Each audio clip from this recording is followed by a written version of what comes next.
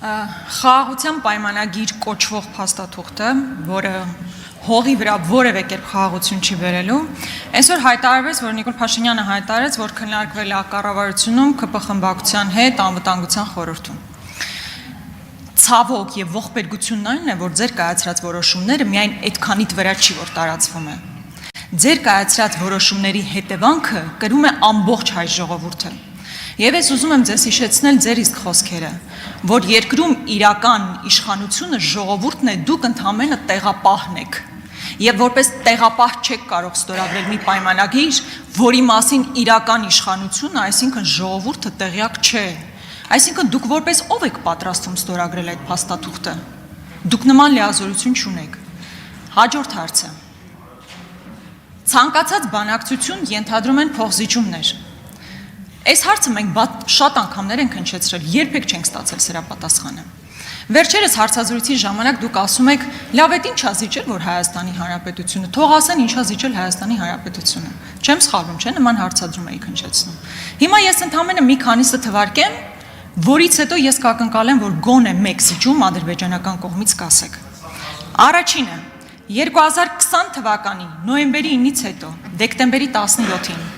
Ձեր իսկ հրամանով Վաղարշակ Հարությունյանի կողմից ստորագրվում է մի փաստաթուղթ, որը մինչև այսօր նույնիսկ համարվում է պետական գաղտնիք սեփական ժողովրդից, որովհետև մնացած բոլորը գիտեն դրա մասին, չի հրապարակվել մինչև այսօր։ Այդ փաստաթղթով զորքերը մինչև 20 կիլոմետր հետ են քաշվել,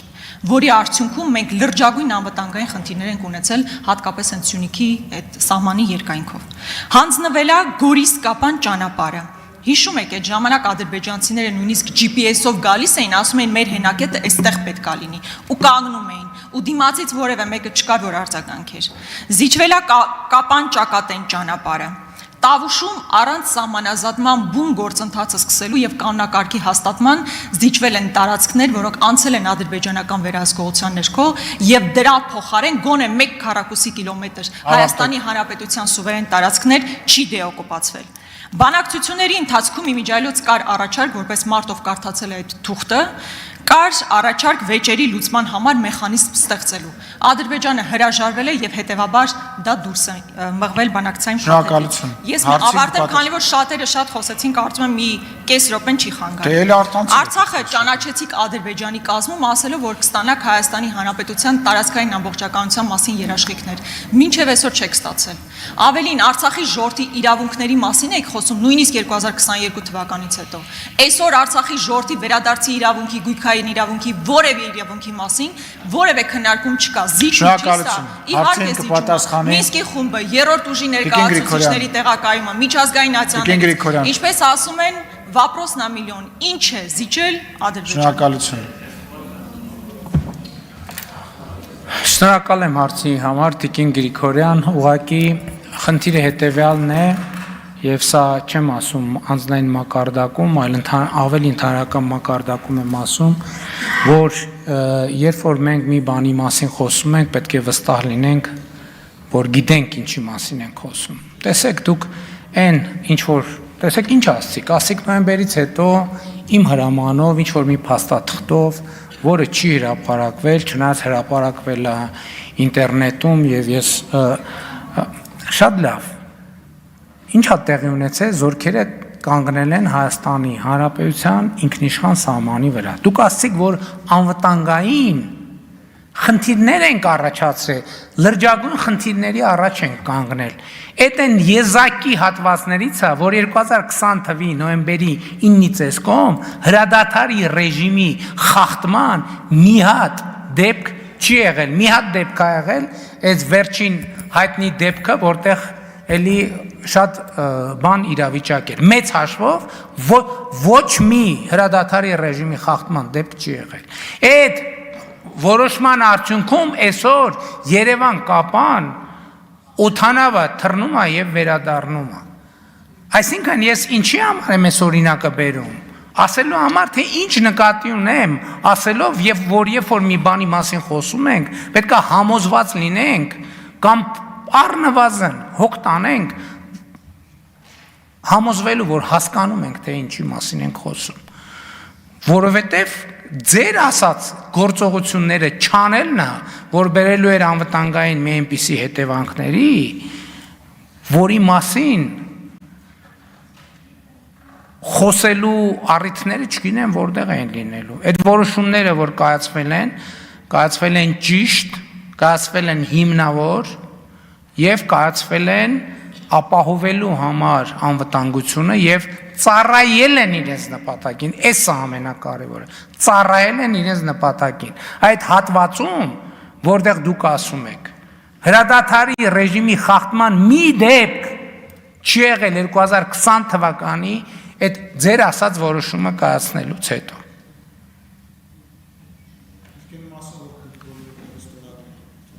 Ինչ։ Հա։ Դե դա գիտեք, հիմա ես բան չեմ անելու, էլի կներեք, էդ էլ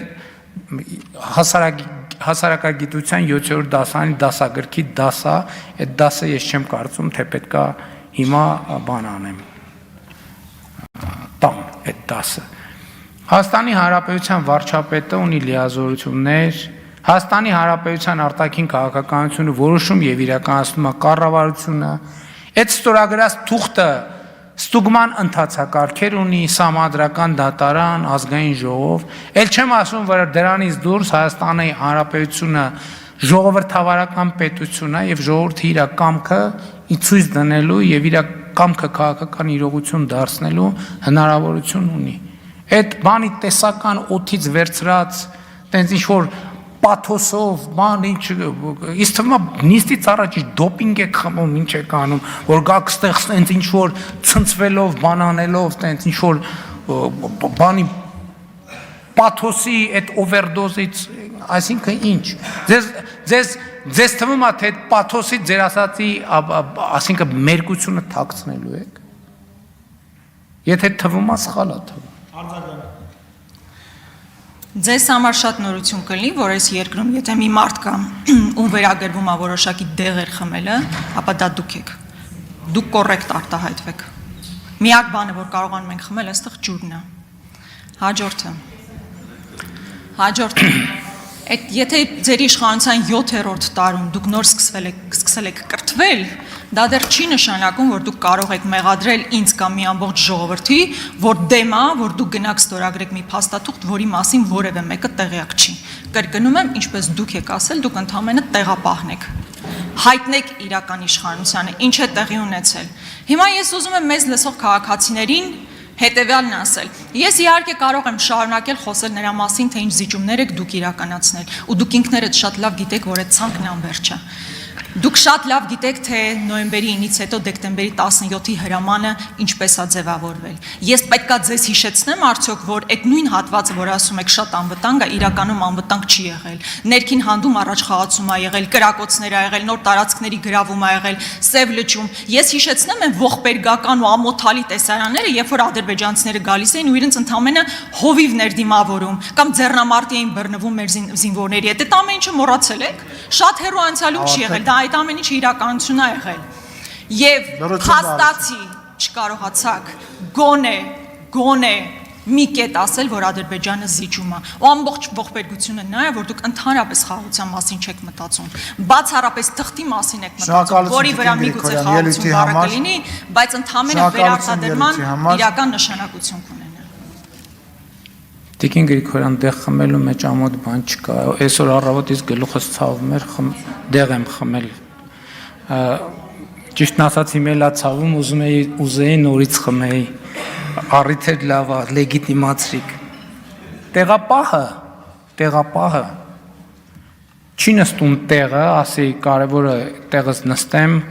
այս ժամանակը գլորեմ, տենամ ինչ արնում։ Այդ ժամանակը պետք է իմաստավորված օգտագործվի։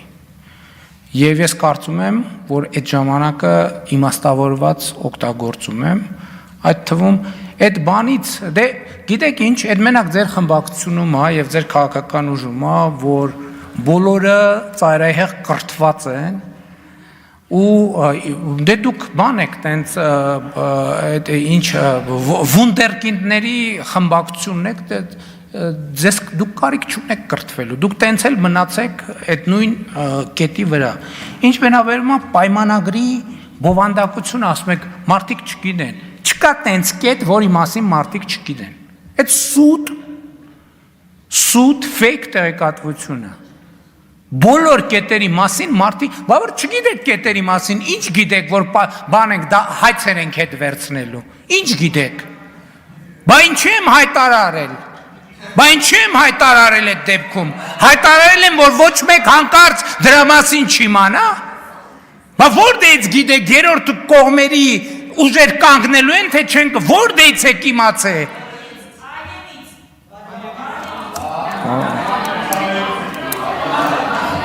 Դահլիճում լռություն, կողմնորոշվեք,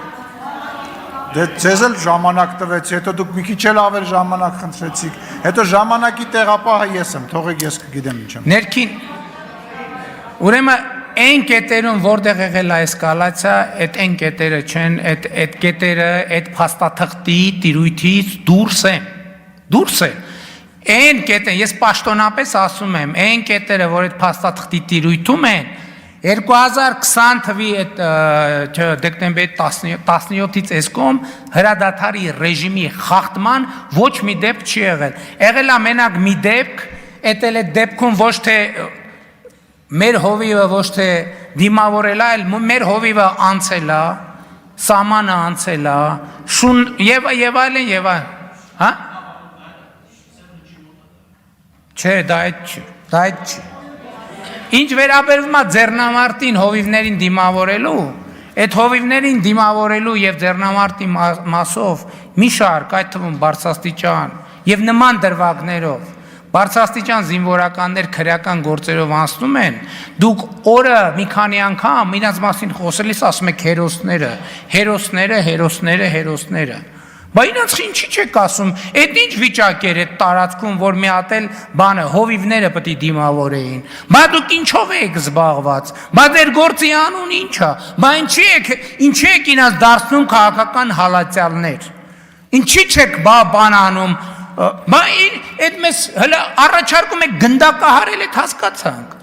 Բա իրանց ինչի չեք առաջարկում գնդակահարել։ Ինչի չեք, այդ դասալիքներին ինչի չեք առաջարկում գնդակահարել։ Այդ վախկոտ փախածներին ինչի չեք առաջարկում գնդակահարել։ Ձեր հրահանգով էին փախնում, որ Հայաստանում բան անեիք, քաղաքական պրոցեսներ հրահրեք, բա ինչի եք քաղաքական բանտարկյալներ կամ իրանց քաղաքական հալածյալներ համարում։ Լռություն դահլիճում, պարոն Մանուկյան, տեղից չենք խոսում։ Տեղից չենք խոսում։